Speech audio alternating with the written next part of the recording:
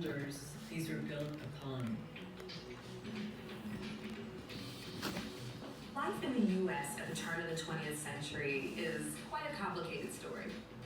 Rapid industrialization, urbanization, immigrant communities, new employment opportunities, educational opportunities, but also racial violence, Ku Klux Klan, Jim Crow, xenophobia, and anti-immigrant sentiment. And so being able to have a voice politically became increasingly important. Women are organizing everywhere, committed to these different struggles. Voting rights, anti-lynching campaigns, racial uplift. Women demanded new space and pushed the boundaries of what being a lady means.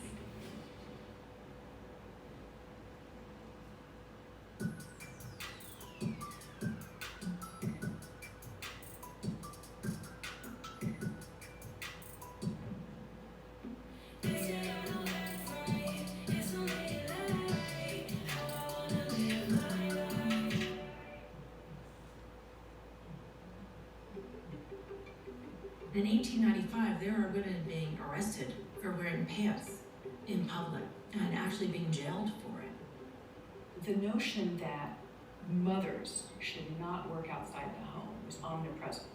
The percentage of women working rises from 15% in 1870 to about 24% in 1920. So it really tells you how much there was a taboo. Men were representatives of their families in the public square. They were the ones who had access to the vote. They were the ones that could run for office. People believed at the time that if women participate in education, all of their energy will be sucked out of their reproductive system, which would eventually render the United States infertile. There were women who left the home, justifying their activities as reform that needed to happen in a society where the politicians were not paying attention to issues that women cared about. 100 years ago, many women defied the odds to assume leadership without a roadmap, to fight for suffrage, serve in government, and lead the struggle for civil rights. Among them, 5 courageous changemakers whose impact continues to shape U.S. society today. These women are facing an enormous amount of criticism, efforts to silence them, tell them to go back to their rightful place. This is an era of firsts. It's really quite remarkable what they were able to achieve.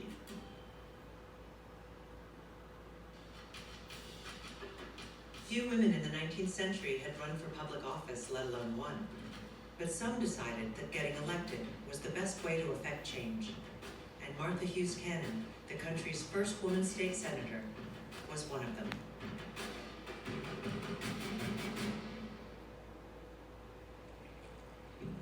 Martha Mattie Hughes was born in Wales in 1857 to a family that converted to the new religion of Mormonism. They emigrated to the U.S. when she was 2 years old, seeking religious freedom, and joined church settlements in the Rocky Mountains. The second half of the 19th century was a really exciting time for Mormon women. Martha grew up in a time where suffrage had been given to Utah women in 1870 in local elections. They were the second territory that gave women suffrage. Wyoming was the first. The West gave women different experiences in the sense that they are building their frontiers, their settlements from scratch. Starting at the age of 15, Hughes worked as a typesetter for the Women's Exponent, a newspaper published by women of the Church of Jesus Christ of Latter-day Saints. When Mattie Hughes walked to work in the muddy streets of Salt Lake City, she would wear men's boots and tuck up her skirts so she didn't get muddy. In the paper, Hughes read that the University of Michigan had opened its medical school to women. She resolved to become a doctor. Mattie saw her baby sister die. She saw her father die 3 days after they arrived in Salt Lake City. And she saw in this early settlement of Utah, many women and children die. And I think this was a huge influence on her decision to become a doctor. Let us strive to become women of intellect and endeavor to do some little good while we live in this protracted gleam called life. After studying chemistry at Deseret University, Hughes attended medical school in Michigan and a graduate program at the University of Pennsylvania. She was the only female in a class of 75, and she was often asked to sit apart from her male counterparts so as not to distract them. Hughes returned to Salt Lake City with her medical degrees in 1882, and at age 25 opened a private practice out of her mother's home. Women in Utah soon realized that they needed a space where they could practice medicine and care for women. And so they created the Deseret Hospital with female doctors and female nurses. In 1882, Martha Hughes became the head surgeon.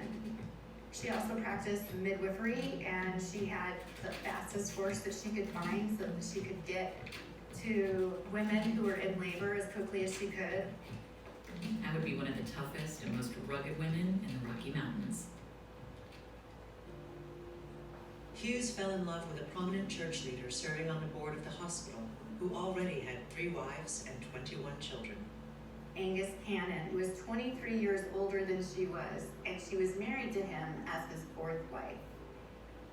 Mormon women, because they were polygamists, interestingly enough, they were able to let go of some of their domestic duties and allow their sister wives to do more public and civic and political things. A plural wife is not half as much a slave as a single wife. If her husband has 4 wives, she has 3 weeks of freedom every single month. Only 30% of the population in Utah actually practiced polygamy. But plural marriage at this time was a tricky thing for Mormons. While they firmly proclaimed their right to religious freedom, federal legislation put serious repercussions on polygamy. In 1882, the U.S. passed the Edmunds Act, which made polygamy a crime punishable by 5 years in prison. As a result, when Maddie was married in 1884, she had to do so in secret. She couldn't even tell her parents. As part of a federal crackdown against polygamous families, Angus Cannon was arrested and put on trial in 1885. Hughes was summoned to testify against him and other Mormon fathers whose children she had delivered. I am considered an important witness, and if it can be proven that these children have actually come into the world, their fathers will be sent to jail. She didn't want to testify against her husband, and the way to counter this was to go into hiding, or what was known as the underground. In 1886, Hughes fled with her first child under a false name, Maria Munn, while her husband served his prison sentence. She lived in hiding in England for 2 years among other Mormons in exile. You could never realize my present situation unless you were suddenly banished 7,000 miles, your identity lost, afraid to audibly whisper your own name. My nervous system has received a shock that it will never entirely recover from, I fear. She also learned, through letters, always written in coded words, that her husband Angus had taken both a 5th wife and then later a 6th wife. She was very discouraged in her marriage. I grow heartily sick and disgusted with polygamy. I should have given the whole plural system a wide berth. If, after a marriage of nearly 4 years, a man can't provide a wife and child with a home, he isn't worth having. Despite her ambivalence about polygamy, Hughes resumed her marriage to Cannon upon her return from England in 1888, but she briefly went into hiding again when their 2nd child was born. In 1887, the federal government increased its pressure on the church by passing more anti-polygamy legislation. This act actually removed suffrage from all women living in Utah, whether they were plural wives or not, and put serious repercussions on all those who were practicing polygamy. In order to protect its own survival and help the Utah Territory achieve statehood, the church officially repudiated polygamy. The Manifesto of 1890 prohibited new plural marriages, but allowed existing polygamists to live more openly. Hughes came out of hiding and dedicated herself to social reform. Suffrage still had not been given back to Utah women, so Maddie Hughes became actively involved in the Utah Women's Suffrage Association. One of the principal reasons why women should vote is that all men and women are created free and equal. All persons should have the legal right to be the equal of every other. In 1896, Utah became the 45th state of the Union. Its constitution banned polygamy and reinstated women's right to vote. Hughes campaigned for a seat in Utah's first elected legislature. In a strange twist of fate, she was pitted against her husband on the ballot. Maddie Hughes Cannon was running as a Democrat. Her husband, interestingly enough, was running as a Republican. Democrats won the most votes, which means that Martha Hughes Cannon defeated her husband. It has proved to the world that woman is not a helpmate by the fireside, but she can, when allowed to do so, become most powerful in the affairs of the government. On November 3rd, 1896, Martha Hughes Cannon became the country's first female state senator. Right after taking office, she established Utah's first Board of Health. She acted to protect the health of women, which was very progressive at that time. She worked to improve sanitary conditions, including clean water and clean air. She wanted to improve the health conditions of schools, and she worked to certify doctors. Martha established the state school for the deaf and blind for people with disabilities. She had introduced bills to the state legislature that continue to influence Utah today. Women will purify politics. Women are better than men and will do the world of politics good. Just as Martha's political career was rising, she became pregnant with her third child. For a state that had banned polygamy, this ended her political career. Angus Cannon, who still maintained illegal polygamous marriages with 6 women, was arrested. Hughes retired from politics soon after their third child was born. Life is made up of profit and loss seems to be the prevailing element in my career at present. She moved to California to raise her children and work again as a doctor.